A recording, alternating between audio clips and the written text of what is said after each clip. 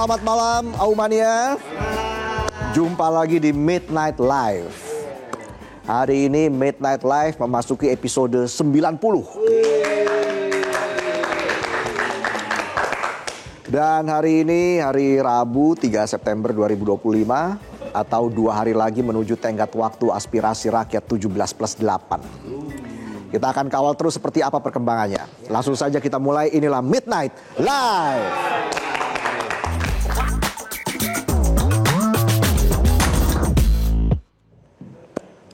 Kita ke berita utama hari ini. Siang tadi akhirnya pimpinan DPR mau menerima perwakilan mahasiswa di kompleks parlemen.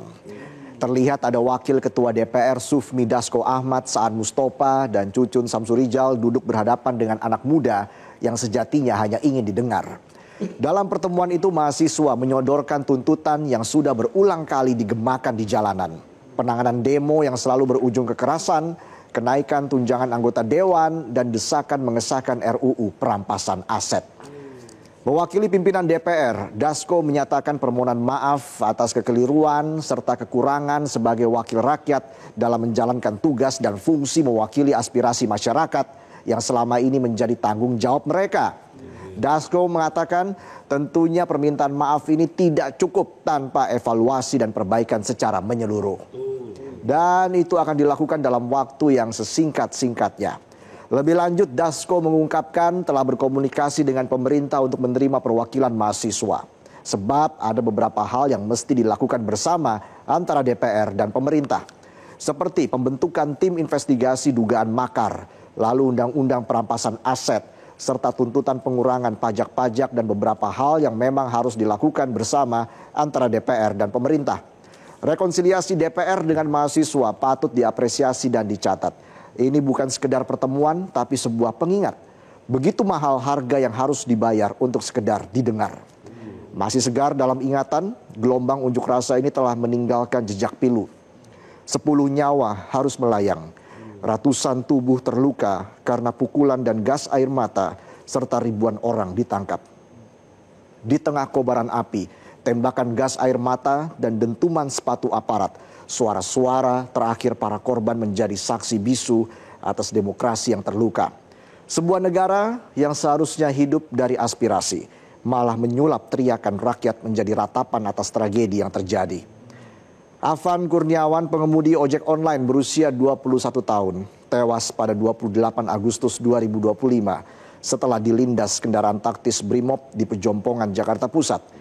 Afan bukan demonstran, hanya tulang punggung keluarga yang naas terjebak di tengah kerumunan.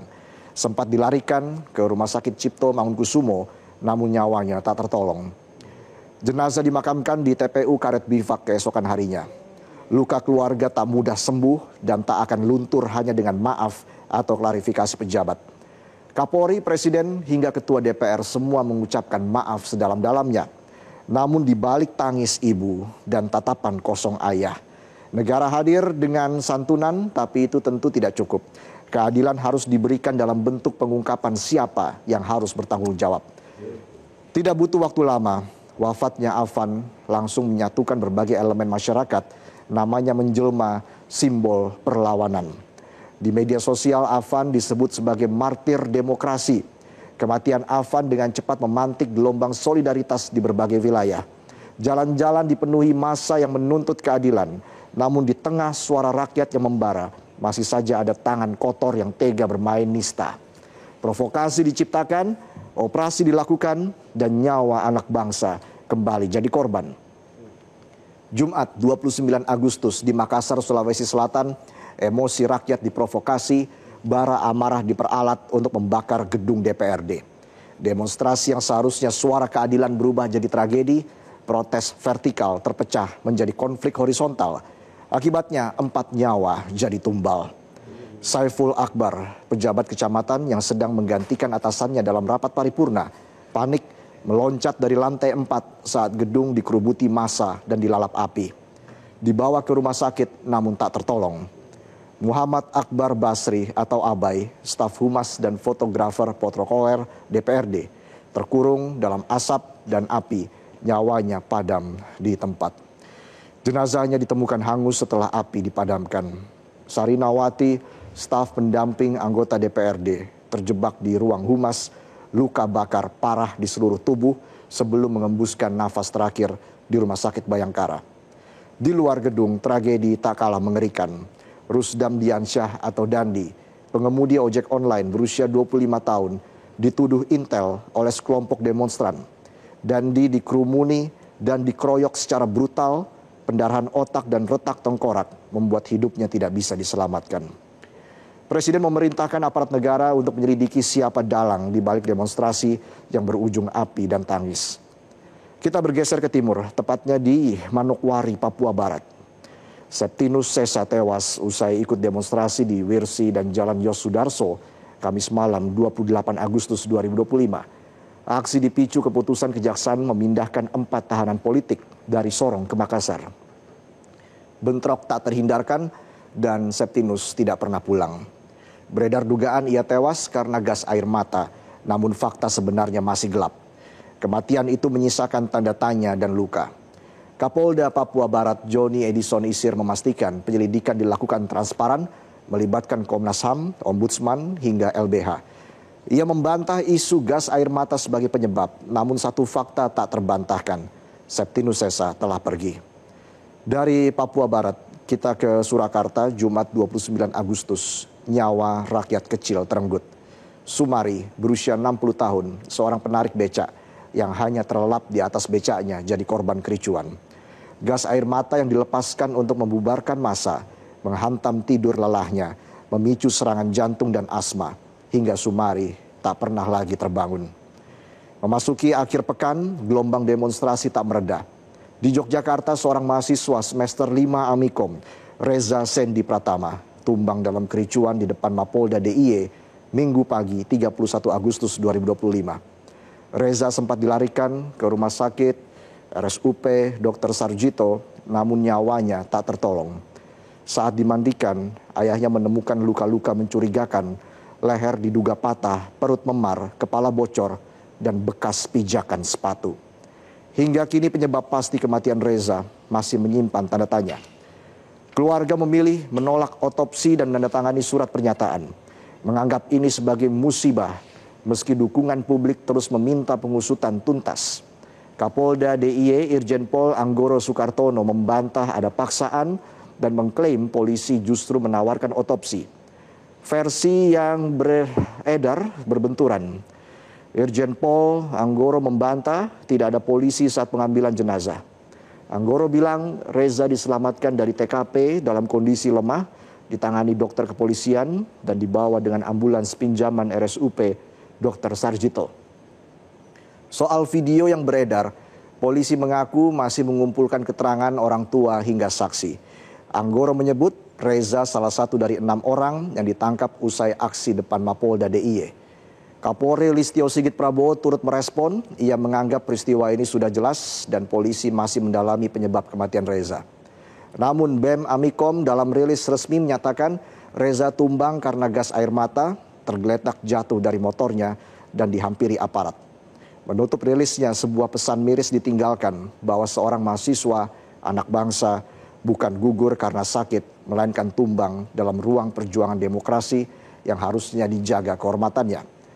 Dari Yogyakarta kita ke Semarang, seorang mahasiswa meregang nyawa, namanya Iko Julian Junior, mahasiswa hukum UNES angkatan 2024, Minggu 31 Agustus 2025. Ia meninggal dengan kondisi yang memicu pertanyaan publik. Sehari sebelumnya Iko pamit ke kampus membawa jas alma mater dan sempat berkabar akan ke Polda Jateng menjemput teman yang ditahan usai demonstrasi. Minggu pagi ia ditemukan kritis dan diantar Brimob ke RSUP Karyadi. Organ limpa rusak, pendarahan hebat. Sebelum mengembuskan nafas terakhir, Iko sempat mengigau, "Ampun Pak, jangan pukulin saya lagi." Pusat Bantuan Hukum IKFH UNES menerima kuasa keluarga untuk mengungkap kasus ini. Anggota PBH IKFH UNES Noval Sebastian menjelaskan, malam sebelumnya Iko pergi menyusul teman-teman yang ditangkap. Namun siang harinya keluarga baru dikabari Iko kritis di rumah sakit. Ada luka lebam diduga akibat pukulan, bukan kecelakaan. PBH IKFH mengatakan kematian Iko penuh kejanggalan. Terlebih jika betul kecelakaan terjadi pukul 2.30 dini hari, mengapa Iko baru dibawa ke rumah sakit pukul 11 siang dan diantar oleh personel Brimob. Sementara polisi menyatakan Iko tewas karena kecelakaan di Jalan Veteran. Menurut Kombes Pol Artanto, motor yang ditumpangi Iko bertabrakan dengan kendaraan lain sehingga keempat pengendaranya terpelanting. Penyidik saat ini masih mengumpulkan bukti dan CCTV di lokasi. Kita kembali ke Jakarta. Andika Lutfi Fala, pelajar kelas 11 SMK Negeri 14 Kabupaten Tangerang, meninggal dunia setelah mengalami luka berat dalam kerusuhan demonstrasi di kawasan gedung DPR MPR RI Jakarta pada Kamis 28 Agustus. Andika diduga dianiaya oleh aparat ketika mengikuti demonstrasi. Tempurung kepala Andika pecah akibat benturan benda tumpul di bagian belakang kepala, menyebabkan koma hingga akhirnya meninggal dunia. Sebelumnya Andika pamit kepada keluarga untuk pergi ke sekolah seperti biasa. Tanpa sepengetahuan orang tua, ia ikut aksi demonstrasi di Jakarta. Abdul Gofur, ayah Andika, mengatakan anaknya sempat berpamitan ke sekolah pada Kamis pagi. Namun hingga malam hari Andika tidak kunjung pulang. Keluarga panik mencari keberadaan Andika, termasuk menghubungi teman-temannya, namun tidak ada yang mengetahui keberadaan Andika. Keesokan harinya Jumat, keluarga mendapat kabar adanya peserta demo tanpa identitas yang dirawat di RSAL Dr. Minto Harjo. Setelah dicek, ternyata benar itu Andika. Alfi, ibunda Andika, mengatakan saat ditemui di RSAL Minto Harjo, kondisi sang buah hati sudah tidak bergerak, tidak respon sama sekali. Andika meninggal dunia pada Senin 1 September pagi setelah menjalani perawatan intensif. Ayah Andika menuturkan keluarga sudah ikhlas melepas kepergian putra mereka. Ketiadaan saksi mata atau bukti kuat menjadikan penyebab kematian Andika masih diselimuti kabut misteri yang seolah memaksa keluarga harus menerima kenyataan pahit tanpa jawaban pasti. Ketua Komnas HAM Anies Hidayah mendorong agar negara, dalam hal ini kepolisian, bertanggung jawab atas kematian Andika. Anies mengatakan kepolisian harus melakukan penyelidikan terhadap dugaan pelanggaran prosedur oleh personelnya dalam penanganan demo, apalagi hingga menyebabkan seseorang kehilangan nyawa. Dan hingga informasi ini saya bacakan, pihak kepolisian masih belum memberikan penjelasan apapun. Di sisi lain, dari pihak kepolisian juga ada korban, semuanya luka-luka dan dinyatakan tidak ada yang meninggal dunia. Kepada pers, Presiden Prabowo mengatakan sudah menengok 13 orang. Ada yang cedera berat, kepalanya sampai harus operasi tempurung diganti titanium. Ada yang tangannya putus dan ada yang ginjalnya diinjak-injak. Presiden juga menyatakan akan memberikan penghargaan dengan menaikkan pangkat luar biasa kepada para polisi yang ia sebut mengalami cedera saat mengamankan demonstran beberapa hari belakangan. Menurut Presiden, para polisi itu membela negara, membela rakyat menghadapi anasir-anasir. Memang benar ada aparat yang berhasil menangkap terduga provokator. Di lain pihak, temuan sejumlah lembaga sipil yang memantau institusi kepolisian justru berbanding terbalik. Usai kericuan di Jakarta 29 Agustus lalu, Yayasan Lembaga Bantuan Hukum Indonesia, Kontras, serta belasan organisasi swadaya sipil justru mengecam tindak tanduk kepolisian merespon unjuk rasa masyarakat. Sementara itu rakyat dengan penuh kesabaran dan kesadaran sangat paham kekacauan bisa menjadi jalan masuk bagi darurat militer yang kian nyaring digaungkan. Terbukti hingga Selasa 2 September kemarin, sejumlah organisasi, kelompok masyarakat, dan aliansi mahasiswa memutuskan membatalkan rencana demonstrasi demi situasi kondusif. Maka ketika rakyat telah menjalankan bagiannya, sudah seharusnya hal sama dilakukan aparat dan pemerintah. Di saat ini yang dibutuhkan adalah kejujuran dari seluruh pihak. Katakan salah jika memang salah, tanpa drama, tanpa skenario tambahan. Menciptakan situasi kondusif adalah tanggung jawab bersama. Sudah saatnya semua pihak menjaga diri, menahan diri, dan memperbaiki diri.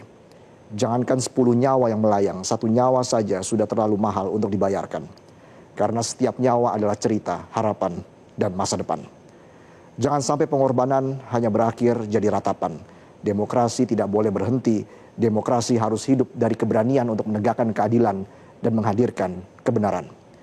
William Faulkner, seorang penulis dan peraih Nobel Sastra, pernah berkata, "Jangan pernah takut mengangkat suara untuk kejujuran dan kebenaran, serta kasih sayang melawan ketidakadilan, kebohongan, dan keserakahan. Karena hanya dengan kebenaran, bangsa ini bisa memastikan bahwa setiap tetes darah dan air mata yang tumpah tidak pernah hilang percuma." Dan itulah tadi sajian pembuka kami di Midnight Live. Kami akan kembali dengan sejumlah informasi lain. Tetaplah di Midnight Live.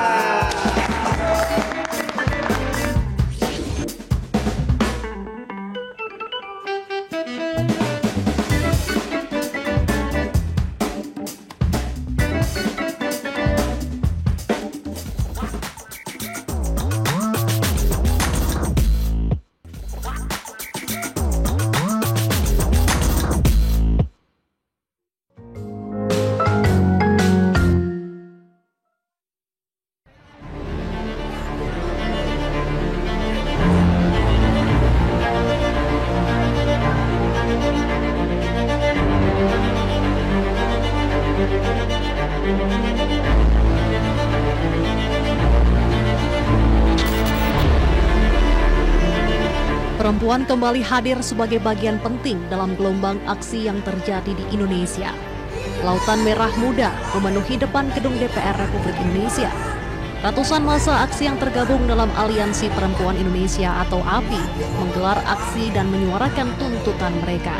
Aksi yang berlangsung damai dengan menekankan keterbukaan bagi semua kalangan, termasuk peserta tuli melalui kehadiran juru bahasa isyarat. Adapun tuntutan yang mereka gaungkan adalah mendorong Presiden untuk menghentikan segala kekerasan oleh aparat, menghentikan segala bentuk kriminalisasi terhadap rakyat, jurnalis, aktivis, dan pendamping hukum, mengembalikan militer ke barak, serta terjaminnya hak konstitusional warga negara untuk berkumpul dan menyampaikan protes di muka umum tanpa intimidasi dan kekerasan. Pertama, kami menuntut kepada Presiden Prabowo untuk segera menghentikan kekerasan negara yang saat ini dilakukan terhadap aksi-aksi masyarakat yang melakukan demonstrasi.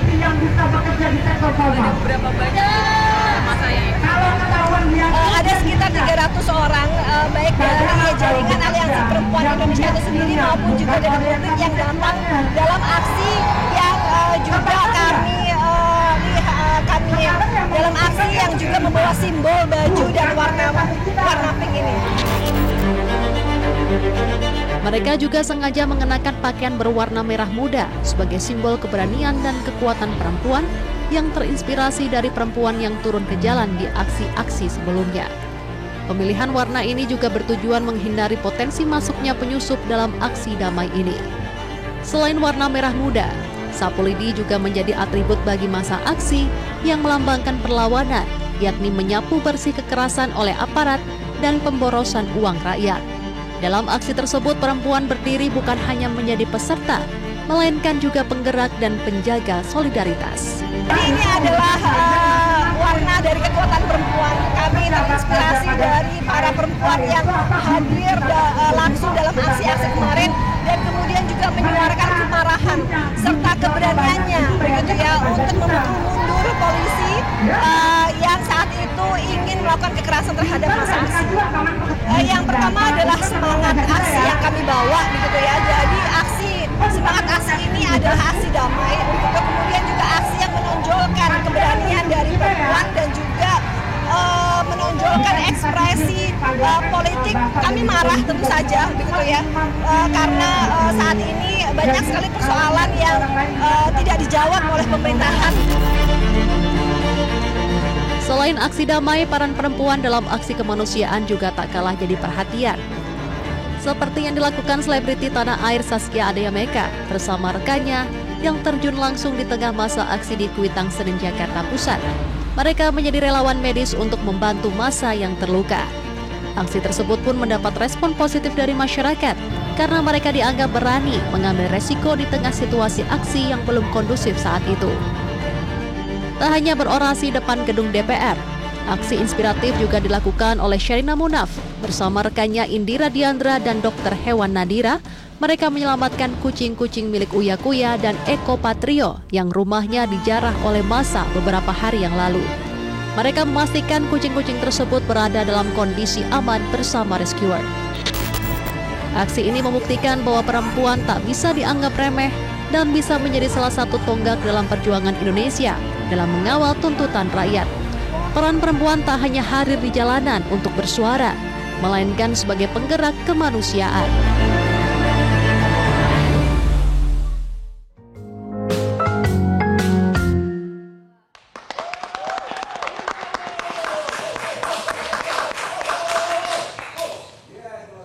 Si Ladies Night pada malam ini memperlihatkan bahwa perempuan juga ikut andil dalam memperbaiki demokrasi di Republik ini dengan menggelar aksi simpatik.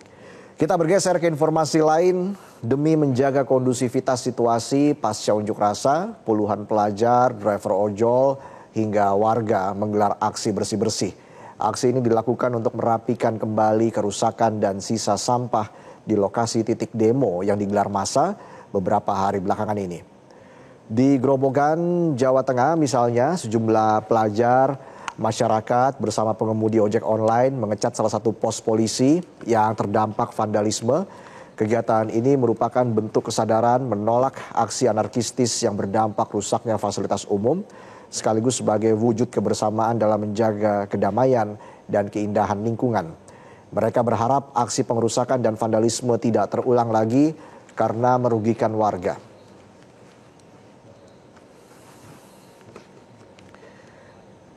Kegiatan yang sama juga dilakukan di kota Bandung, Jawa Barat dengan peralatan sederhana. Para pengemudi ojol bahu-membahu menghapus coretan yang menutupi tembok gedung DPRD Jawa Barat. Aksi ini dilakukan untuk menjaga keindahan sekaligus memberi pesan damai kepada masyarakat.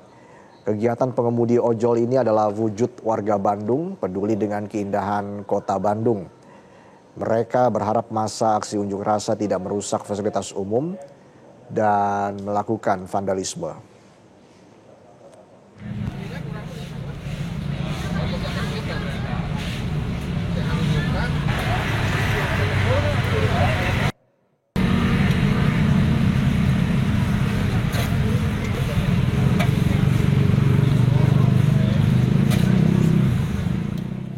Sejumlah tokoh nasional yang tergabung dalam Gerakan Nurani Bangsa atau GNB menyampaikan pesan demi memperkuat utas cita Indonesia.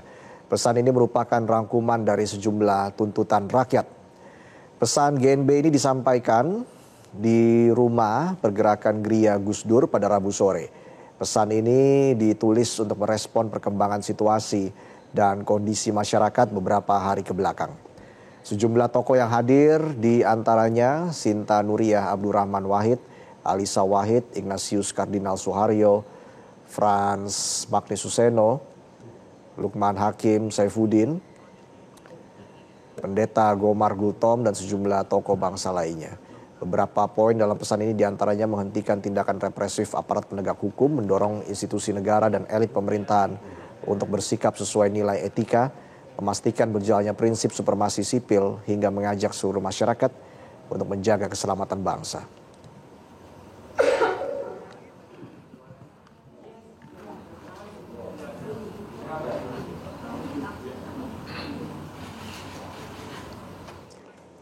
Kementerian Sosial memberikan santunan dan dukungan langsung kepada keluarga mendiang Afan Kurniawan, pengemudi ojek online yang meninggal saat tragedi demonstrasi di Pejompongan, Jakarta Pusat. Menteri Sosial Saifullah Yusuf menyerahkan santunan sesuai program Kementerian Sosial. Santunan tersebut berupa uang tunai sebesar 15 juta rupiah serta satu paket sembako sebagai bentuk bantuan dan kepedulian pemerintah. Menteri Sosial menawarkan program pemberdayaan sebagai bantuan untuk mendukung kesejahteraan keluarga ke depan. Orang tua Afan menunjukkan minat untuk mengikuti program tersebut. Kunjungan dan penyerahan bantuan ini tidak hanya menegaskan komitmen pemerintah dalam memberikan perhatian dan dukungan penuh kepada keluarga korban, tetapi juga menjadi pelajaran penting bagi semua pihak. Saya kira Pak Presiden sudah langsung. Saya juga sama menyampaikan. Tapi kalau angkanya mungkin sudah cukup luar biasa. Dan Midnight Live masih akan kembali usai jeda, jadi tetaplah di Midnight Live.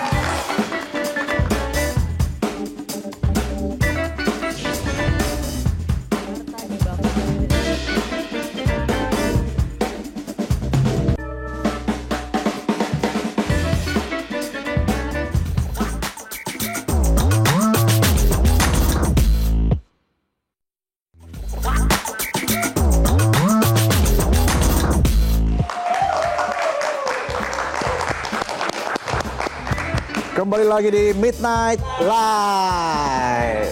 Kali ini kita ada berita soal aksi demonstrasi yang berujung anarkis terjadi di beberapa daerah, terutama di Jakarta yang ternyata berdampak pada kerusakan fasilitas umum. Bahkan total kerugian akibat kerusakan tersebut mencapai hampir 1 triliun rupiah. Berikut informasinya. Demonstrasi adalah hak setiap demonstran. Ruang bersuara yang sudah diatur jelas dalam pasal 28 huruf E ayat 3 Undang-Undang Dasar Negara Republik Indonesia tahun 1945. Bunyinya, setiap orang berhak atas kebebasan berserikat, berkumpul, dan mengeluarkan pendapat. Namun di balik suara rakyat yang seharusnya menjadi nafas demokrasi, muncullah para penyusup yang tega memanfaatkan situasi menjadi tindakan anarkis. Demonstrasi yang awalnya lahir dari suara keresahan, sontak berubah menjadi ladang bagi provokasi. Korbannya justru rakyat yang sesungguhnya menaruh harapan besar kepada perubahan. Puing, abu, dan sisa kemarahan. Inilah jejak yang diwariskan. Setelah aksi demonstrasi berakhir ricuh, suara aspirasi berubah menjadi dentuman keras yang merusak wajah kota.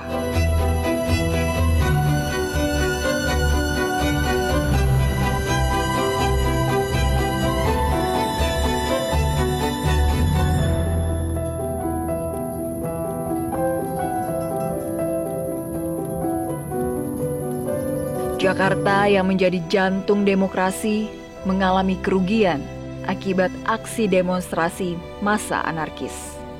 Menurut Gubernur DKI Jakarta Pramono Anung, total kerugian akibat kerusakan mencapai 55 miliar rupiah. Nilai yang besar untuk dampak demonstrasi yang terjadi beberapa hari saja. Kerusakan infrastruktur terjadi di aset Mass Rapid Transportation atau MRT sebesar 3,3 miliar rupiah.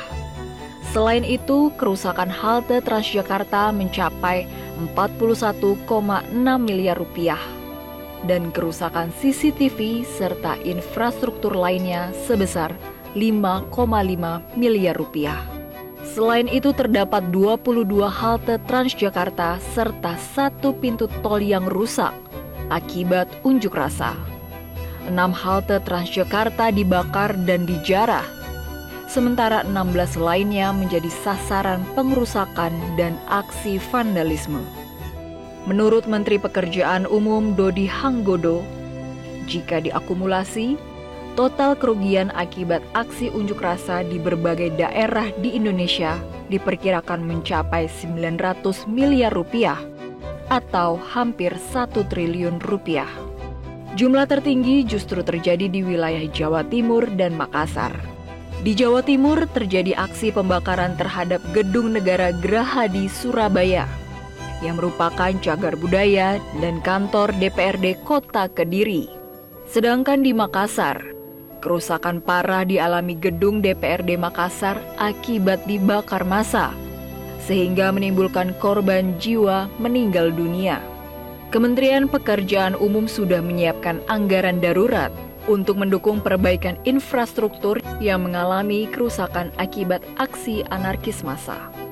Penyiapan anggaran tersebut sesuai dengan arahan Presiden Prabowo Subianto dan dijamin tidak akan mengganggu program-program strategis lainnya. Demonstrasi adalah hak setiap warga negara untuk menyuarakan pendapat. Namun ketika suara tulus itu ternodai oleh tangan-tangan yang menyusup dan merusak fasilitas umum, maka yang terluka bukan hanya kota ini, melainkan kita semua. Karena setiap ruas jalan, CCTV, gerbang tol, hingga halte adalah milik bersama. Mari kita jaga dan pertahankan agar aspirasi tetap lantang terdengar tanpa harus mengorbankan rumah besar bernama Indonesia. Kita ke informasi selanjutnya, pemirsa. Kondisi fasilitas umum di beberapa tempat rusak pasca demo beberapa hari lalu. Salah satunya adalah halte Senen yang saat ini masih dalam perbaikan. Sejumlah petugas sudah diterjunkan untuk memulihkan fasilitas umum yang rusak. Untuk perkembangan terbarunya kita sudah terhubung dengan jurnalis Metro TV, Koni Briliana, di halte Transjakarta Senen, Jakarta Pusat. Brili, selamat malam. Bisa Anda jelaskan kondisi terkini halte Senen pasca aksi demonstrasi yang berujung ricuh?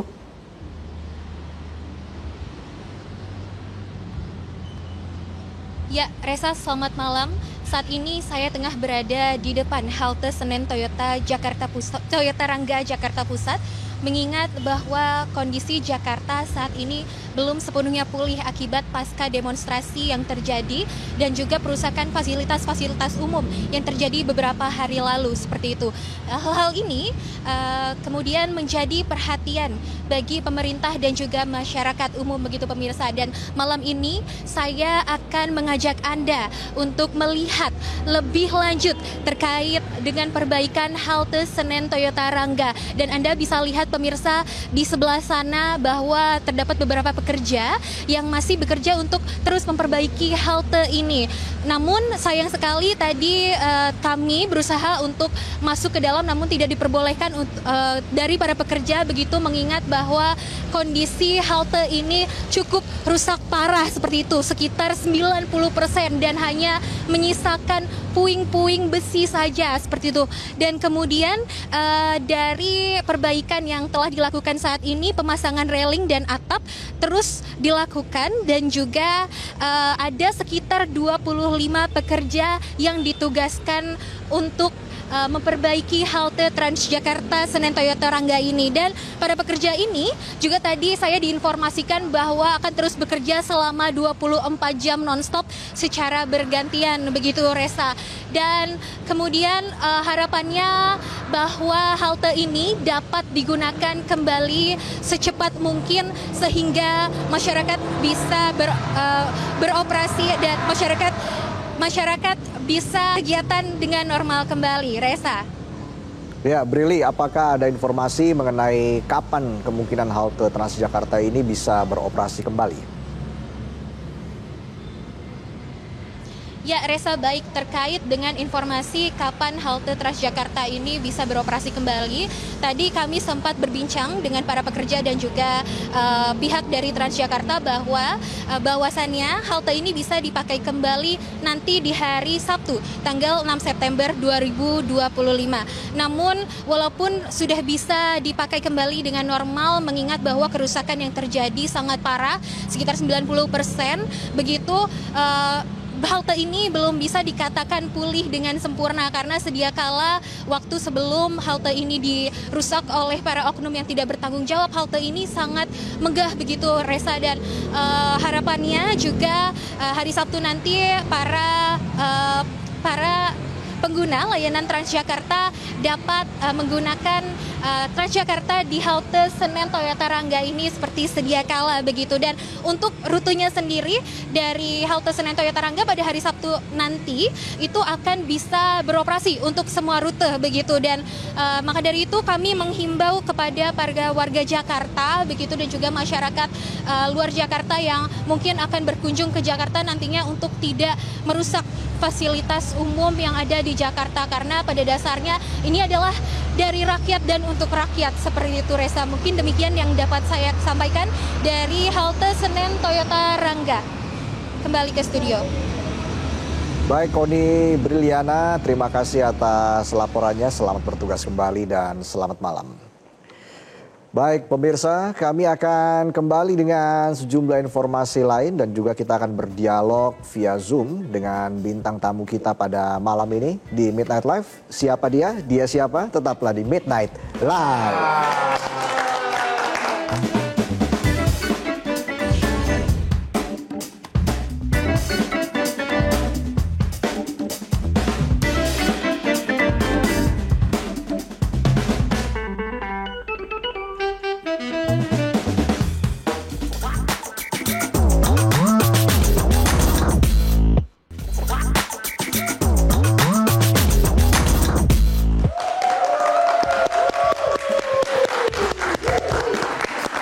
lagi di Midnight Live. Aumania mana suaranya?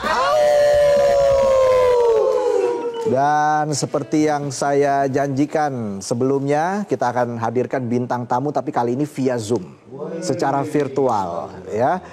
Selamat malam Danila Riyadi. Apa kabar? Selamat malam Mas Reza, baik. Apa kabar Mas? Baik, senang sekali Danila bergabung bersama kami di Midnight Live secara virtual ya Danila. Apa kabar dan lagi di mana nih Danila? Ini lagi di rumah teman, kebetulan lagi ada workshop juga, lagi kerja juga, tapi pas banget masih bisa ada di sini.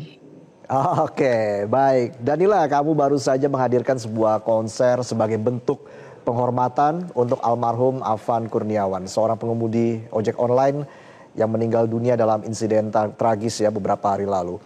Bagaimana awalnya konser ini bisa tercipta, Danila? Jadi sebenarnya konser ini itu dibuat sama Synergix, dia bikin namanya itu Synerblocks di dalam Roblox. Ini udah direncanakan sudah cukup lama sebetulnya, cuman kebetulan memang tanggalnya di tanggal itu. Dan di situ juga nggak cuma ada aku Mas, jadi ada yang tampil tuh ada Bugs Lux Boy, ada Fufu Clan, ada Kalis, dan ada Phil Koplo juga.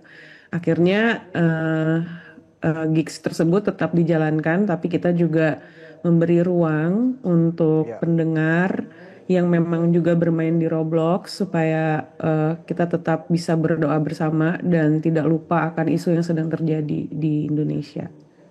Gitu. Oke. Baik, tapi apakah ada makna khusus begitu? Kenapa akhirnya platform game online yang dipilih adalah Roblox, Danila?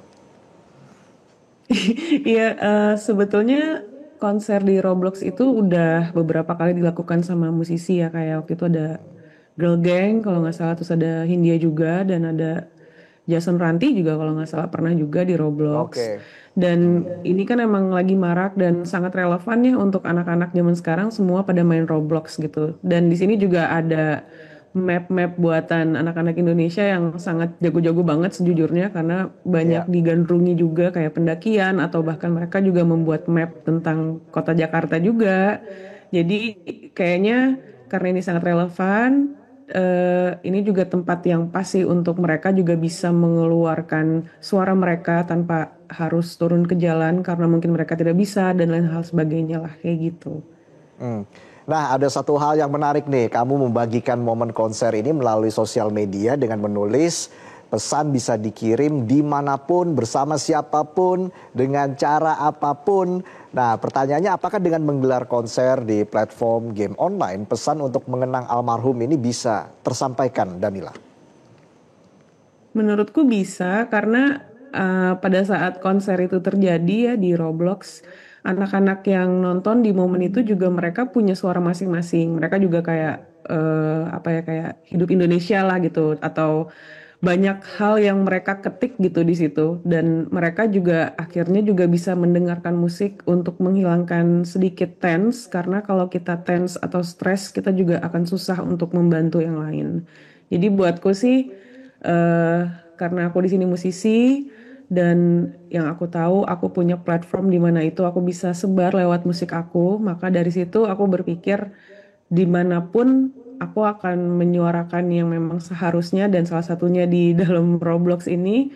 Dan sejauh ini alhamdulillah anak-anak yang nonton juga ikut berdoa, ikut merasakan empati, dan mereka juga ikut menyuarakan apa yang sedang terjadi juga, Mas Reza. Iya, artinya respon dari warganet ini sangat positif ya terkait dengan pagelaran konser virtual ini, Danila. Iya, positif. Oke. Artinya nanti ke depan akan sering menggelar konser virtual atau seperti apa, Danila? Ini karena kebetulan aku juga main Roblox ya Mas Reza, jadi pas ada konser ini aku pribadi happy gitu. Jadinya kalau memang ada kesempatan ada konser seperti ini lagi, aku akan dengan senang hati juga.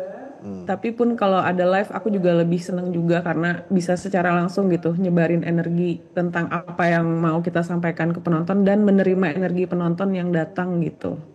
Iya. Karena kan kalau kita lihat ya banyak warganet yang memang menginginkan agar konser secara virtual ini terus dilakukan, Danila. Iya.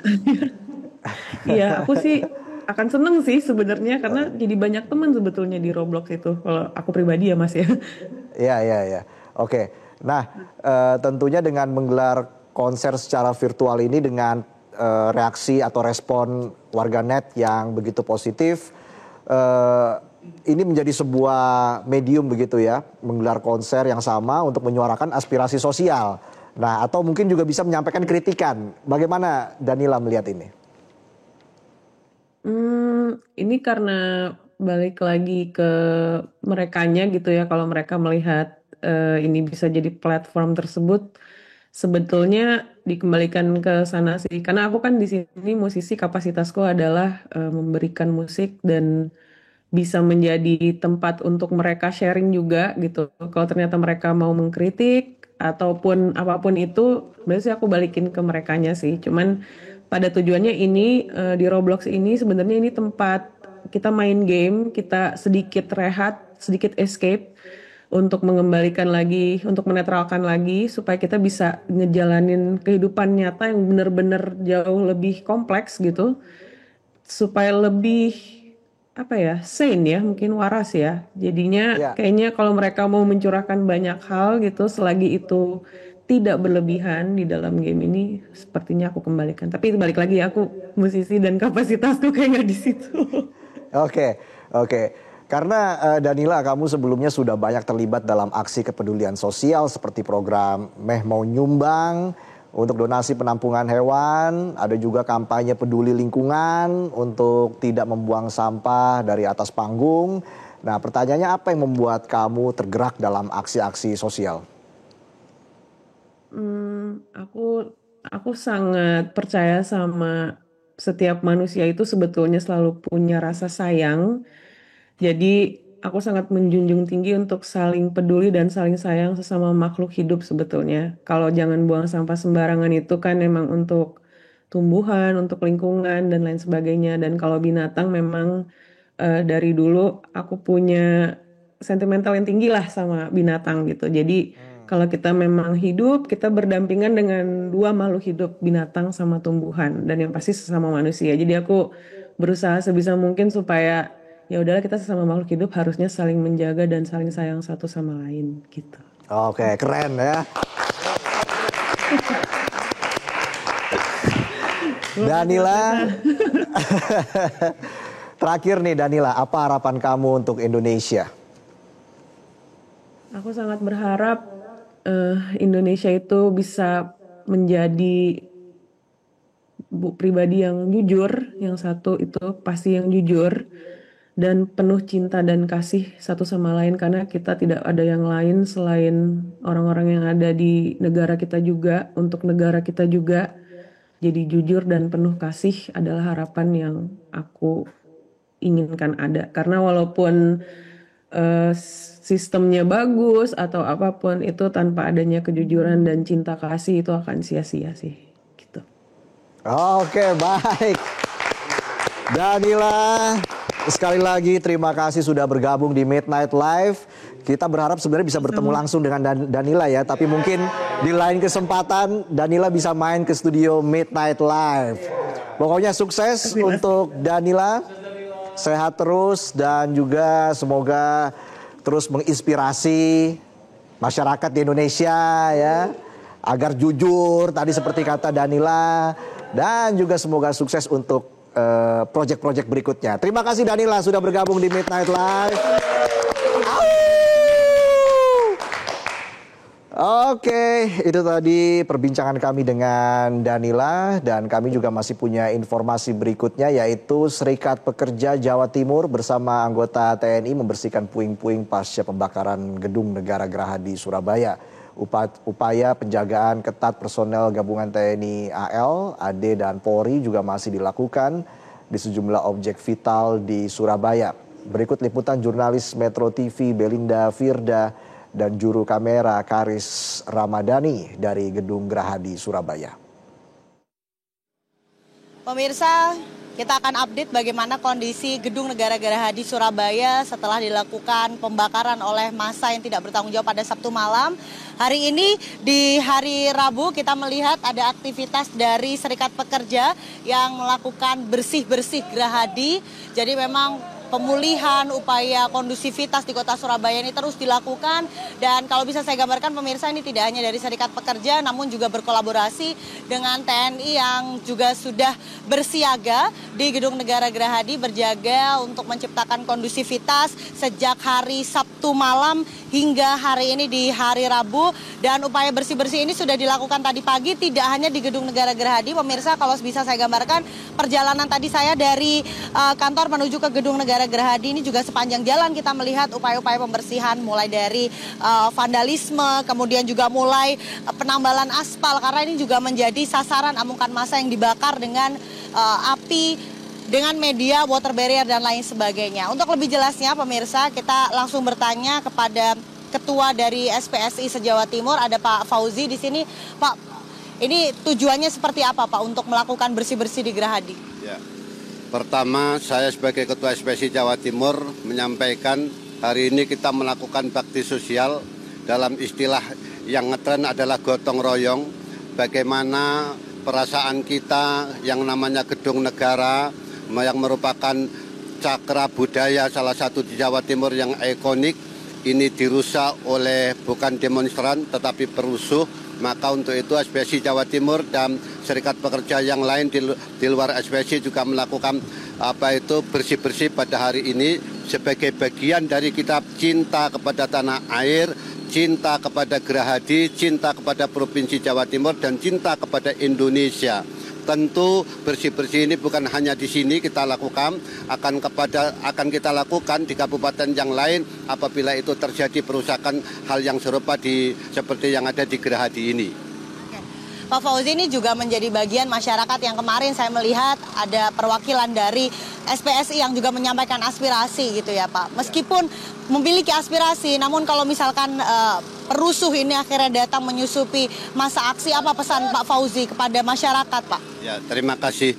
Kami kebetulan pimpinan organisasi yang berbasis massa, tetapi kami katakan bahwa setiap aksi-aksi massa yang kita lakukan adalah aksi massa yang damai, cinta tanah air. Tidak pernah kita melakukan perusakan, bahkan pembakaran minimal ban saja kita juga tidak pernah. Namun terhadap kerusakan yang ditimbulkan oleh perusuh itu adalah tindakan yang harus ditindak tegas oleh aparat keamanan. Dan kita SPSI dan Gerakan Serikat Pekerja yang lain yang kita gabungkan dalam Gasper sangat mendukung apa yang dilakukan oleh Presiden Prabowo dan mendukung apa yang dilakukan oleh pemerintah Provinsi Jawa Timur melalui Porkemda, bahwa tegak lurus, bahwa undang-undang harus ditegakkan, siapa yang berbuat kriminal juga harus dilakukan penegakan hukum yang sepatutnya harus dilaksanakan. Terima kasih Pak Fauzi, semangat terus. Terima kasih teman-teman sudah turut menjaga apa yang seharusnya kita jaga, cagar budaya di Gedung Negara Gerahadi. Nah, tidak hanya bersih-bersih, pemirsa, saya akan mengajak Anda melihat bahwa ratusan personil dari TNI gabungan, baik TNI AL maupun TNI Angkatan Darat ini juga masih terus berjaga di Gedung Negara Gerahadi. Ada puluhan truk juga yang terparkir di sini, ada kendaraan taktis juga, dan secara berkala ini mereka juga melakukan patroli skala besar baik sore maupun malam. Ini gabungan juga dari tim kepolisian untuk terus menciptakan kondusivitas di kota Surabaya. Hal ini juga dilakukan agar menciptakan rasa aman kepada masyarakat bahwa di kota Surabaya tidak ada lagi perusuh yang ingin merusak fasilitas umum atau menciptakan kondisi yang tidak aman bagi masyarakat Surabaya. Silakan tetap menyampaikan aspirasi, namun harus tetap memperhatikan kenyamanan dan juga keamanan dalam hidup berbangsa dan bertanah air, khususnya di Surabaya. Dari Surabaya, Belinda Firda, Haris Ramadhani, Metro TV. Ya, informasi dari Surabaya tadi sekaligus menutup perjumpaan kita di Midnight Live. Kita jumpa lagi besok di Midnight Live episode 91. Gak terasa ya? Udah mau episode 91, 92, 93, 1.200.000 ya. 1.201.000. Oke, kita akhiri perjumpaan kita di Midnight Live dan kita jumpa lagi besok di Midnight Live.